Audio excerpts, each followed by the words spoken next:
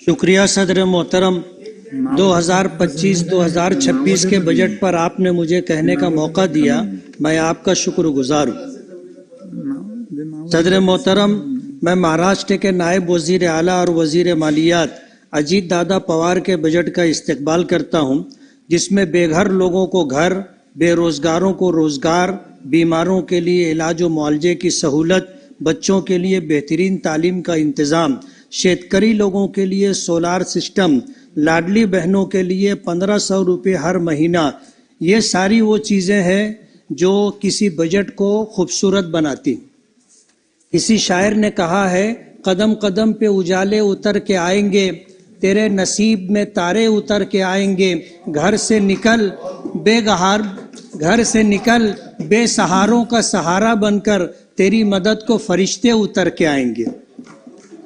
सदर मोहतरम, मैं टेक्सटाइल सिटी मालेगांव से चुनकर आया हूं। देश भर में 40 लाख से जायद पावरलूम चलते हैं, जिनमें से सादा पावरलूम की तादाद 36 लाख है, जिसमें 18 लाख सादा पावरलूम महाराष्ट्र में चलते हैं। सदर मोहतरम, खेती के बाद देश भर में सबसे ज्यादा रोजगार देने वाली सनत पावरलूम है। मेरी अजीत दादा पवार साहब से गुजारिश है कि पावरलूम सनत के लिए बिजली जरूरी है और महाराष्ट्र में बिजली का रेट दूसरी रियासतों के मुकाबले में ज्यादा है। महाराष्ट्र में बिजली का रेट कम होना चाहिए।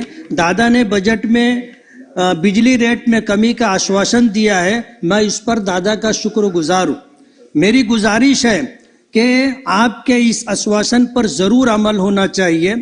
पिछले टर्म में टेक्सटाइल मिनिस्टर चंद्रकांत दादा पाटिल साहब ने 75 पैसे और 1 रुपया मजीद सब्सिडी का फैसला किया था। मेरी गुजारिश है कि ये सब्सिडी जारी रहना चाहिए। सदर मोहतरम, बिजली में रेट कम होने के साथ साथ मालेगांव शहर में टेक्सटाइल पार्क बनना चाहिए।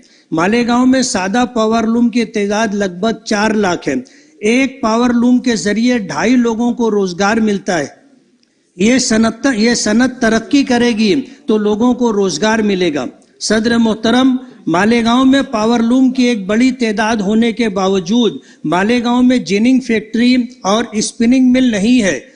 एक स्पिनिंग मिल थी, वो भी बंद है। महाराष्ट्र में कपास की पैदावार होती है, लेकिन ये कपास यार्न की तैयारी के लिए तमिलनाडु जाती है और यार्न बनने के बाद तमिलनाडु से ये यार्न वापस महाराष्ट्र आता है। महाराष्ट्र में कपड़ा तैयार होता है और फिर ये कपड़ा फिनिशिंग के लिए गुजरात और राजस्थान जाता है, फिर ये कपड़ा वापस महाराष्ट्र में आता है। इस तरह ये कपड़ा जिसकी लागत 50 रुपया होनी चाहिए थी, तमिलनाडु और गुजरात राजस्थान जाने की वजह से ये कपड़ा 150 से 200 रुपये में मिलता है।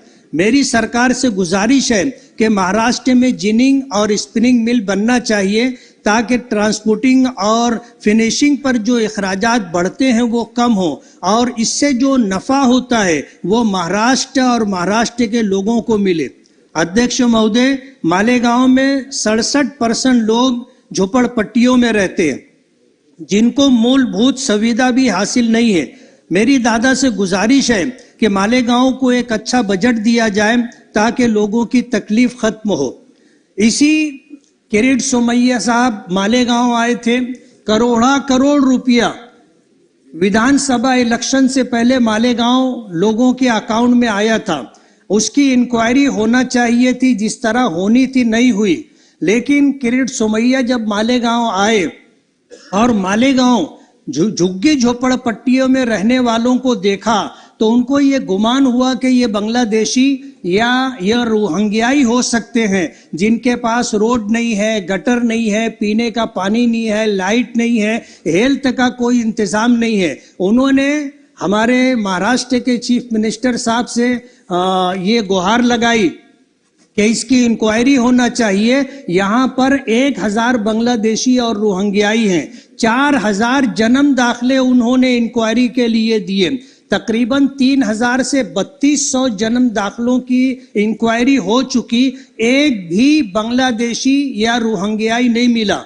लेकिन जन्म दाखिले को लेकर के जो कार्रवाई हो रही थी, इंक्वायरी हो रही थी, उसमें डेट ऑफ बर्थ में कोई फर्क हो गया, नाम में स्पेलिंग का कोई फर्क हो गया, या एड्रेस चेंज कराने की कोई कोशिश हुई, इसको ले करके उनके ऊपर जो कलम लगाई गई है वो 318(4), 336, 340(2), 338 और 120 भी जैसी कलम लगाई गई है और FIR रजिस्टर करके उनको जेलों में डाल दिया गया। मेरी आपसे ये गुजारिश है कि वो करोड़ रुपए जो विधानसभा इलेक्शन से पहले मालेगांव लोगों के अकाउंट में आए थे, उसकी पूरी इंक्वायरी होना चाहिए। मैं वहां से इलेक्शन लड़ रहा था, मुझे तो 1 रुपया भी नहीं मिला, लेकिन ऐलान ये हुआ कि ये वोट जिहाद है। अब मालेगांव में अगर माइनॉरिटी मुस्लिम अक्सरियत है तो ये इल्जाम लगाना कि यहाँ वोट जिहाद हो रहा था, ये उचित नहीं है। इसकी पूरी इंक्वायरी होनी चाहिए। आखिरी एक, अध्यक्ष महोदय,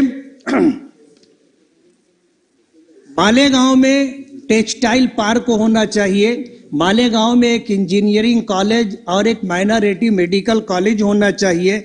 मेरी दादा से गुजारिश है कि इस तरफ थोड़ी सी तवज्जो देंगे तो मालेगांव जो बहुत सारी सहूलतों से महरूम है, वो सारी सहूलतें अगर मिल जाएंगी तो मालेगांव का विकास होगा। मालेगांव एक टेक्सटाइल सिटी है और लोगों को रोजगार का एक जरिया है। मेरी आपके माध्यम से मिनिस्टर अजीत दादा पवार साहब से गुजारिश है कि मेरी ये कुछ गुजारिशात थी, इस पर तवज्जो दें।